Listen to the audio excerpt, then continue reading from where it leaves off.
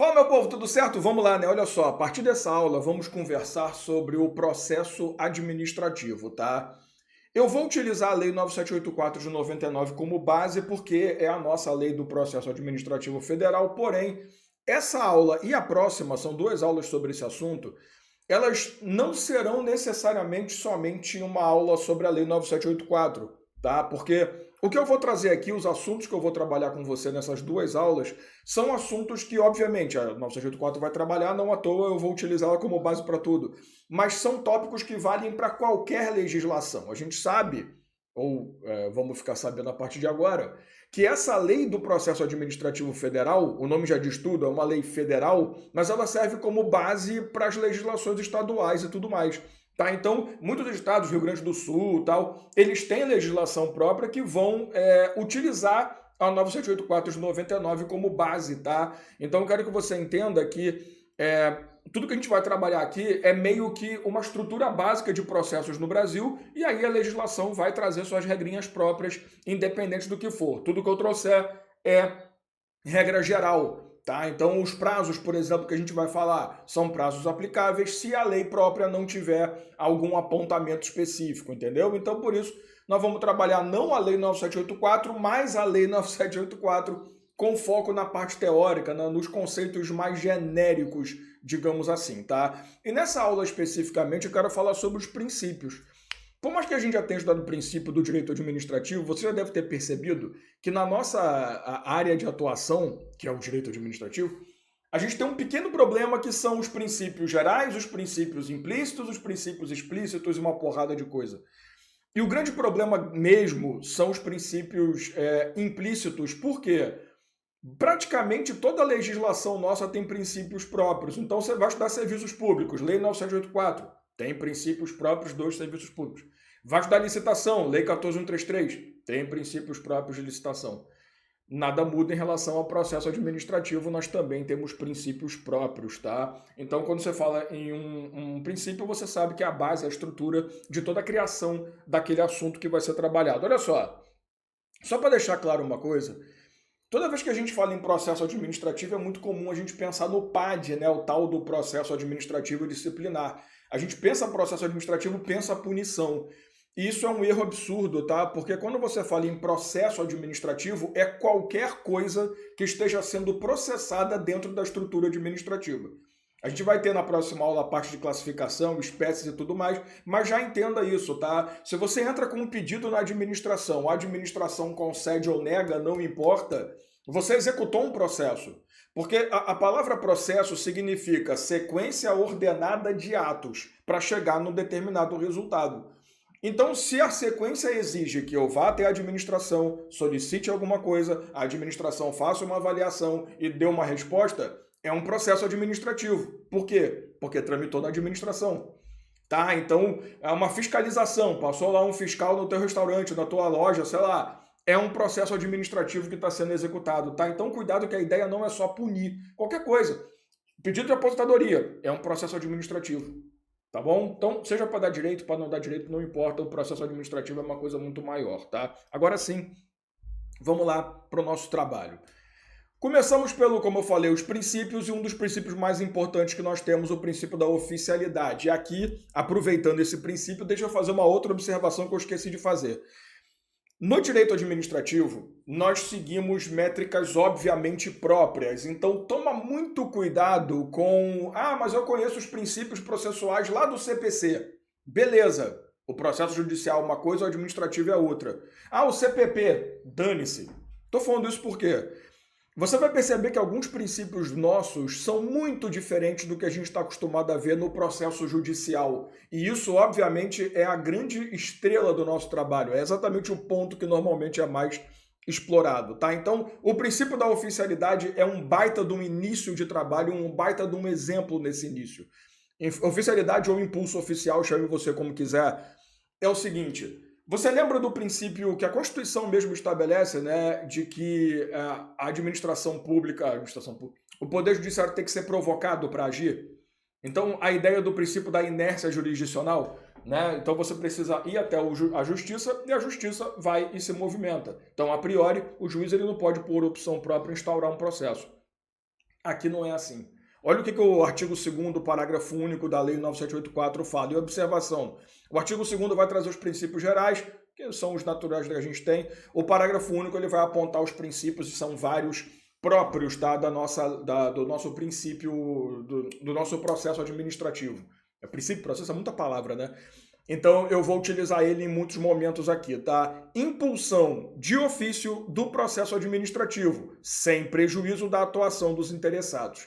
Você deve conhecer muito bem já a ideia do ex officio, né? Ou a atuação de ofício, que é basicamente dizer que a própria autoridade competente ela pode ser a responsável pelo impulso daquela ação. Então, diferentemente da justiça, que o juiz tem que ficar lá esperando, né, que a justiça tem que ficar esperando, aqui não.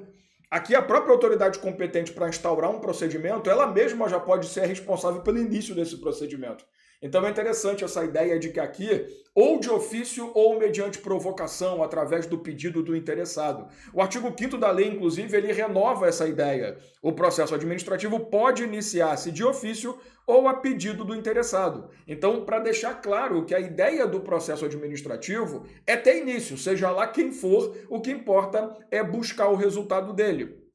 E o artigo 29 também vai seguir nessa esteira, e é um artigo que a gente vai trabalhar na próxima aula de novo. As atividades de instrução destinadas a averiguar e comprovar dados necessários à tomada de decisão realizam-se de ofício ou mediante impulsão do órgão responsável pelo processo, sem prejuízo do direito dos interessados de propor atuações probatórias. Você percebe que o princípio da oficialidade ele se estende no processo.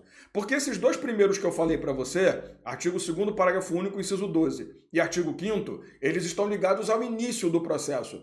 É por isso que eu tenho uma certa dificuldade com esse nosso do impulso oficial, porque o impulso oficial parece, e não é, eu sei, que está falando só do começo do processo, só que esse princípio ele vai se prolongar, a oficialidade ele se desenrola. O artigo 29 está falando de uma etapa que o processo já está iniciado. Ele está falando que dentro do processo, produção de provas e condução das coisas, não importa quem pede, todo mundo pode pedir. Então, a própria autoridade competente, a comissão processante, o órgão responsável pelo processo, ou os interessados podem solicitar que o procedimento ande. Então, eles podem apresentar provas, eles podem se manifestar também. Então, é interessante essa ideia do impulso oficial, estabelecer que do começo ao fim do processo, tudo pode acontecer nas mãos de todos. Então aqui, tanto o interessado quanto a autoridade responsável pela condução daquela etapa que seja, podem fazer o que for necessário para o processo andar. O interessado poderá, artigo 51, mediante manifestação escrita, desistir, para você ver como é que o impulso oficial é do começo ao fim, até para o final do processo na desistência, total ou parcialmente do pedido formulado, ou ainda renunciar a direitos disponíveis. Só que aí, o parágrafo 1º até vai falar, né, que se você desiste é para você não vai desistir em nome dos outros. Mas olha o parágrafo 2º.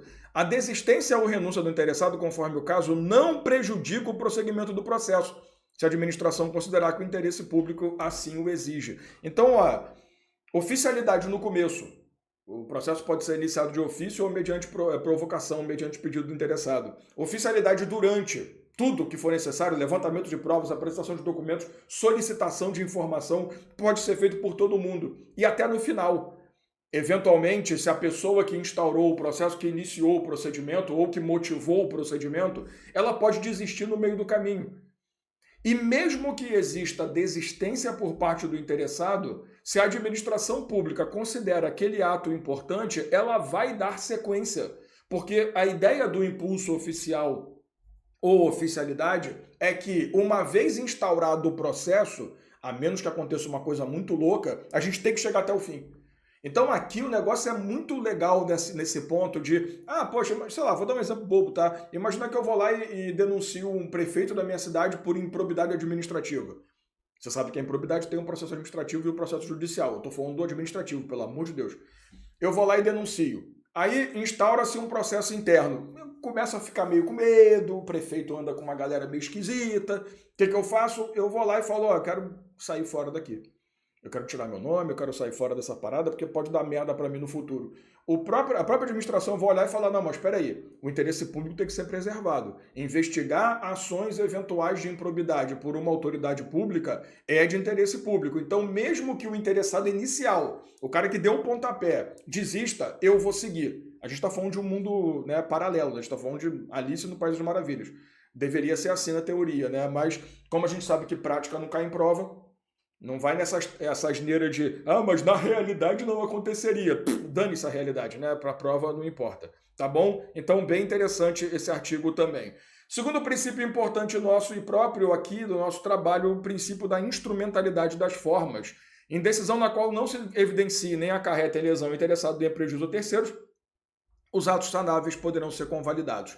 Se você lembrar bem, quando você estuda ato administrativo, você aprende esse princípio, né? A convalidação. O que é a instrumentalidade das formas? É um dos grandes resultados da transformação administrativa de 98, né, com a emenda 19, com a reforma da administração, do direito administrativo baseado na estrutura gerencial e não burocrática. A gente está buscando o resultado. Os meios, entre aspas, não me interessam. Entre aspas, pelo amor de Deus, tá? Então, qual é a ideia? Mesmo que você tenha conseguido o resultado, mas não atendeu especificamente o procedimento da lei, a gente ainda consegue corrigir aquele ato e manter o resultado atingido. Por quê? Porque o que importa é que a forma seja um instrumento para chegar no resultado e não o único meio, sabe? Então, por isso que o nome é instrumentalidade das formas. É usar as formas como instrumentos de produzir uma ação de forma correta. Então, mesmo que as formas inicialmente não sejam completamente respeitadas, se forem situações que dá para corrigir, os chamados vícios ou defeitos sanáveis, não tem problema corrigir. O que importa é manter o resultado final de pé. Tá? Então, isso aqui é a mesma lógica da convalidação com o nome de instrumentalidade das formas. Um dos princípios mais essenciais também é o princípio do informalismo, que cada vez mais tem sido chamado de formalismo necessário, que eu acho que é até melhor. É como se minha opinião servisse para alguma porra, né? Eu acho, grande porcaria. Mas é porque realmente o nome formalismo necessário é muito melhor para explicar. Vamos lá.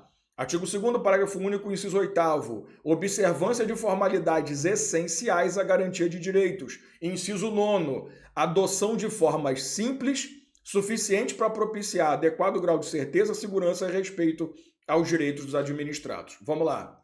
O que esse princípio diz? Ele diz que, e mais uma vez, resultado da administração pública gerencial, tá?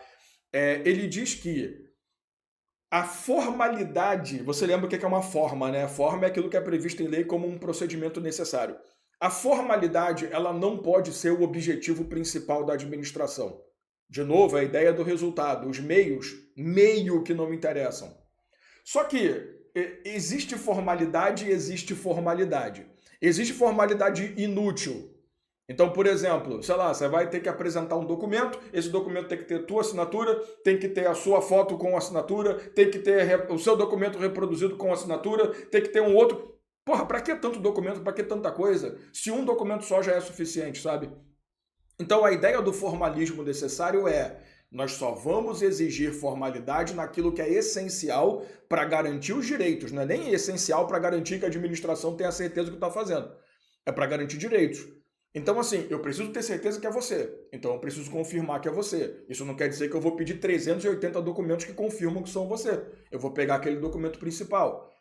A ideia do formalismo necessário é isso: só cobrar, ou seja, a burocracia só vai existir, porque a gente não pode esquecer que o estado gerencial do direito não quer dizer que a burocracia acabou, só quer dizer que a gente vai diminuir, né? A burocracia vai existir onde precisa e não vai existir onde não precisa. É simples o negócio.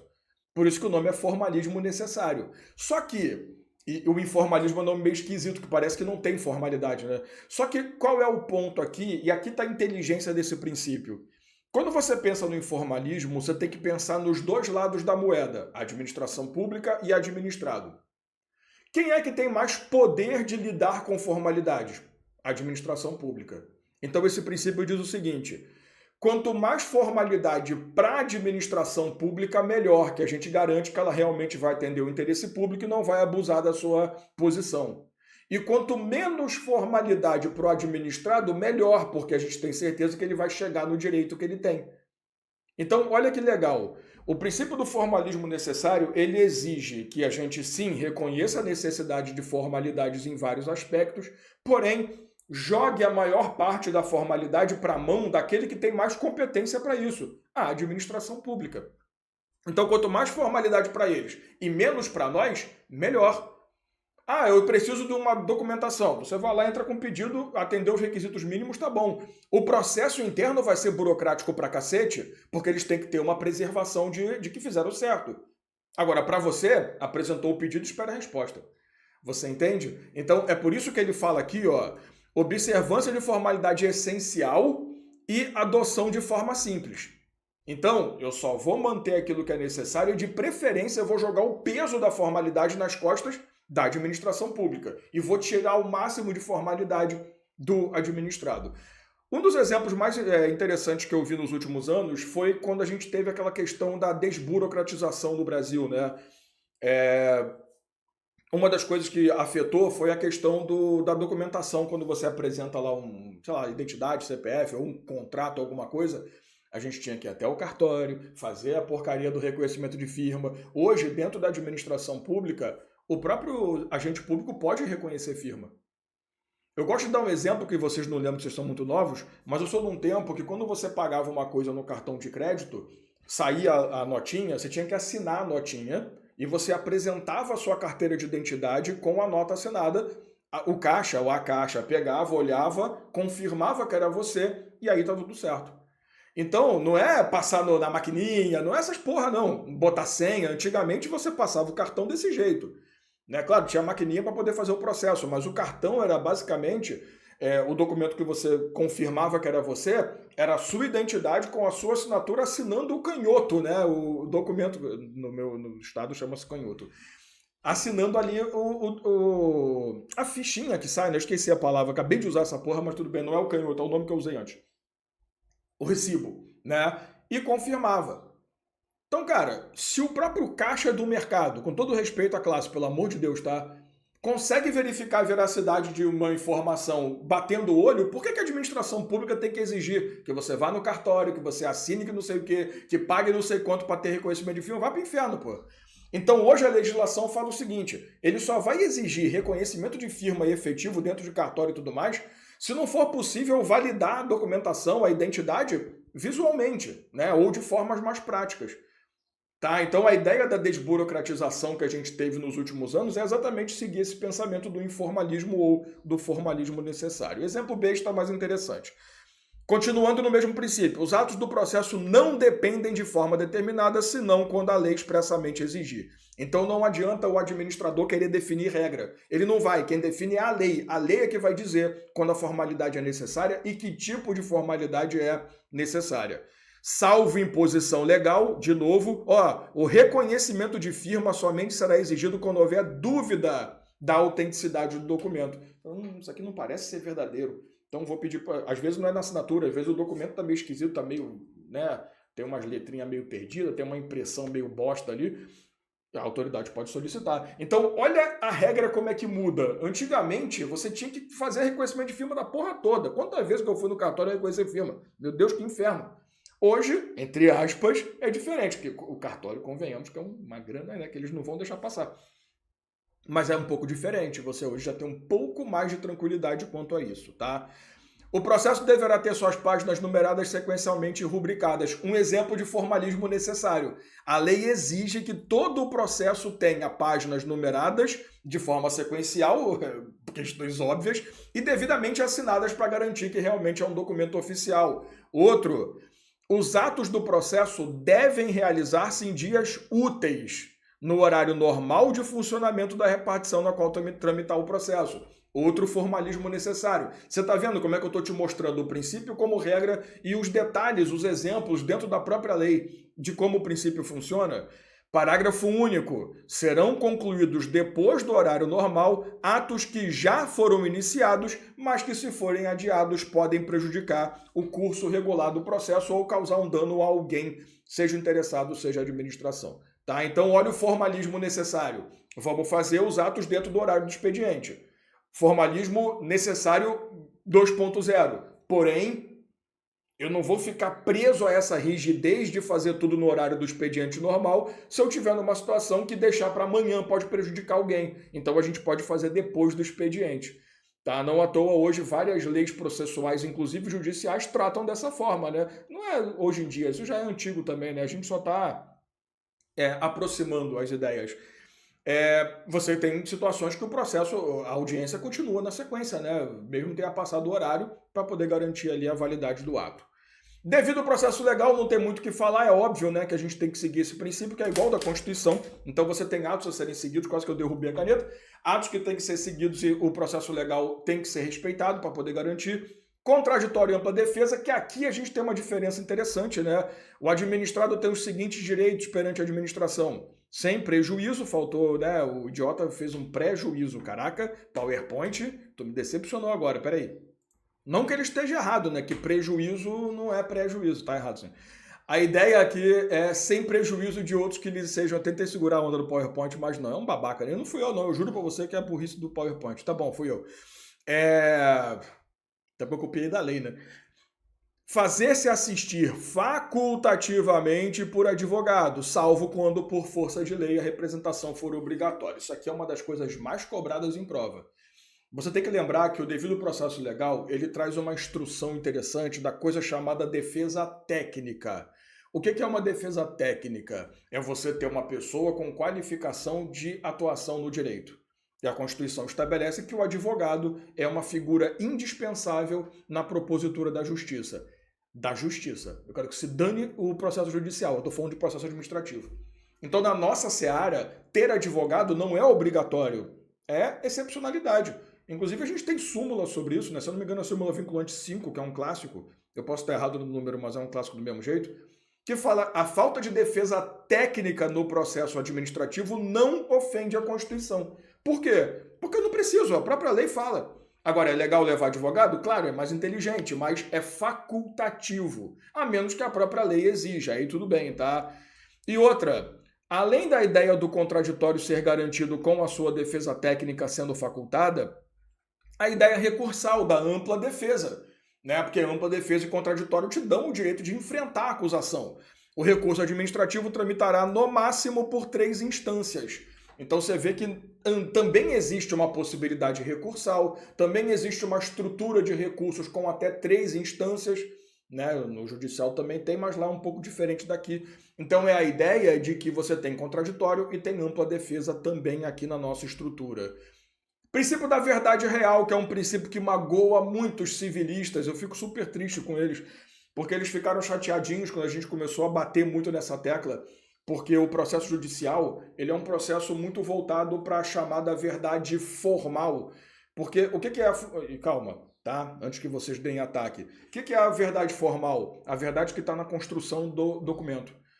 Então, o processo judicial, até por questões óbvias, ele tem que ser decidido com base no que está provado, no que está apresentado dentro do processo. O princípio da verdade real ou verdade material, ele foge um pouco dessa seara. Ele permite que outros mecanismos consigam convencer a pessoa a tomar uma decisão diferente. Só que é claro, galera, o princípio da verdade real, do jeito que a gente fala, é impossível na justiça. Porque senão o juiz ia decidir com o que ele ouviu na televisão, com uma coisa que ele viu no rádio. No rádio. Ele viu no rádio. Olha que frase bosta. Que ele leu na internet, que ele ouviu no rádio, que ele não ouve mais com certeza. E que não tem porra nenhuma no processo. Isso não tem lógica. É óbvio que a verdade formal é essencial. Só que no processo administrativo a formalidade é mínima. Lembre-se disso. Então a gente consegue decidir com base em muitos instrumentos que são instrumentos mais simplistas. Informações que aparecem no meio do caminho, testemunhas que trazem uma informação que mesmo não comprovada é crível. Então para nós é um pouco diferente. Para nós parece que eu estou defendendo uma equipe, né? Mas é diferente no processo administrativo. Porém, mesmo no processo administrativo, a formalização da verdade tem que acontecer. Então, os civilistas ficam putos porque para eles é a mesma coisa e não está tão errado. A diferença é que a gente tem mecanismos que permitem a busca pela verdade com menos rigidez do que no processo judicial. Para mim, essa é uma melhor explicação do que é verdade real ou material. É você buscar a verdade sem seguir com tanto problema. Você vai entender, quer ver? O administrado tem os seguintes direitos, de novo, o artigo 3º. Formular alegações e apresentar documentos antes da decisão, os quais serão objeto de consideração pelo órgão competente. Aqui, para mim, já é o melhor exemplo do mundo do que significa busca pela verdade material ou real. É a ideia de que eu tenho rigidez, eu tenho prazo, só que eu consigo apresentar documentos e apresentar provas mesmo depois do prazo estourado. É o que a gente chama basicamente de extemporânea ação. Então, mesmo que o seu procedimento, mesmo que a sua conduta, ela seja extemporânea, a gente vai aceitar, sabe? Porque, vamos lá, né, gente? A tempestividade é uma das coisas mais importantes no processo. Então, se você tem um prazo, tem que ser dentro do prazo, é tempestivo, senão é intempestivo. Só que a ideia de você agir com intempestividade no processo administrativo é muito mais aceita. Então, olha o que ele fala, até antes da decisão, mesmo que o prazo de defesa já tenha sido estourado, a gente ainda vai aceitar alegações. A administração ainda tem que considerar essas alegações. Os prazos no processo administrativo são apenas para conduzir o processo, mas eles não travam igual no processo judicial, que é muito mais difícil, não estou falando que não tem como, mas que é muito mais difícil você agir fora dos prazos, até por questões óbvias. Então a galera fica incomodada por motivos idiotas, mas é muito interessante, e o direito civil, o processo penal, ele também tem um pouco dessa característica, tá? São deveres do administrado expor os fatos conforme a verdade. Que verdade? A verdade, o fato, a ocorrência, aquilo que a gente consegue demonstrar por provas ou por indícios que seja, tá? Mais exemplo, aqui tem vários, tá?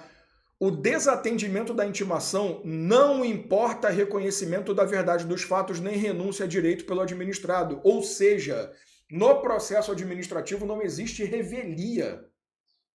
Se você foi intimado para se defender e não se defendeu, mesmo assim você pode ser absolvido no final.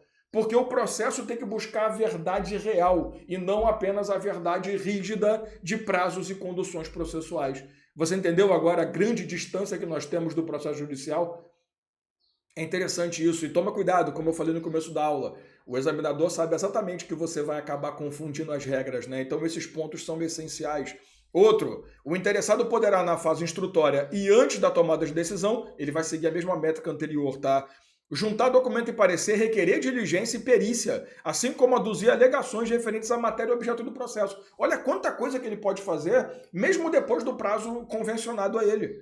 Tá? Os elementos probatórios deverão ser considerados na motivação do relatório da decisão. Então, esses elementos de prova que forem apresentados, mesmo que extemporaneamente, eles têm que ser considerados antes, depois, dane-se a questão do prazo. Só não pode ser depois da tomada de decisão, aí também, né? Somente poderão ser recusadas, mediante decisão fundamentada, provas propostas pelos interessados quando forem ilícitas, né? Óbvio, impertinentes, tem nada a ver com a situação, desnecessários, não vão ajudar em nada, ou protelatórias, só foram apresentados para demorar o processo, para fazer o processo demorar. Então, a menos que uma dessas 4 condições seja identificada, eu preciso considerar as provas apresentadas sim, mesmo que propostas depois do prazo, tá? Um dos princípios mais legais que nós temos no processo. Está acabando. Gratuidade, a proibição de cobrança de despesa processual, ressalvada prevista em lei. Inclusive, temos uma súmula também tradicional, né? É inconstitucional a exigência de depósito ou arrolamento prévio de dinheiro ou bens para admissibilidade de recurso administrativo. O tal do preparo que a gente conhece, né?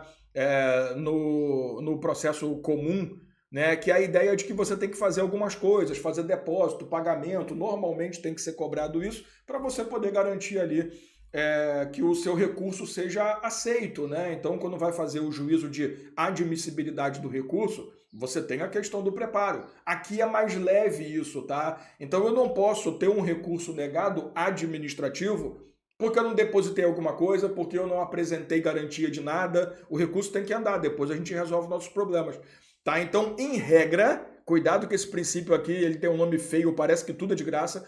Em regra, o processo administrativo é gratuito, salvo se a lei impor a necessidade de pagamento de algumas coisas, pagamento de alguma taxa ou algum detalhe.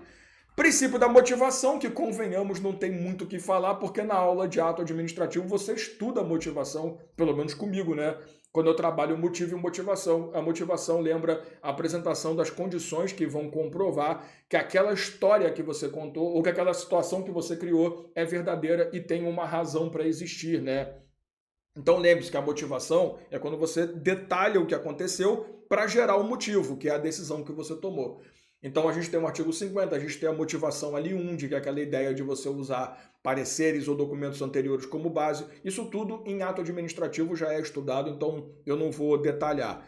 Por último, não menos importante, a segurança jurídica, que não só está na Lei 9784 de 99, como também hoje faz parte da LINDB, né, a nossa Lei de Introdução de Normas do Direito Brasileiro, nos artigos que foram introduzidos para poder gerar uma mudança maior também no funcionamento da própria administração pública, do próprio processo administrativo.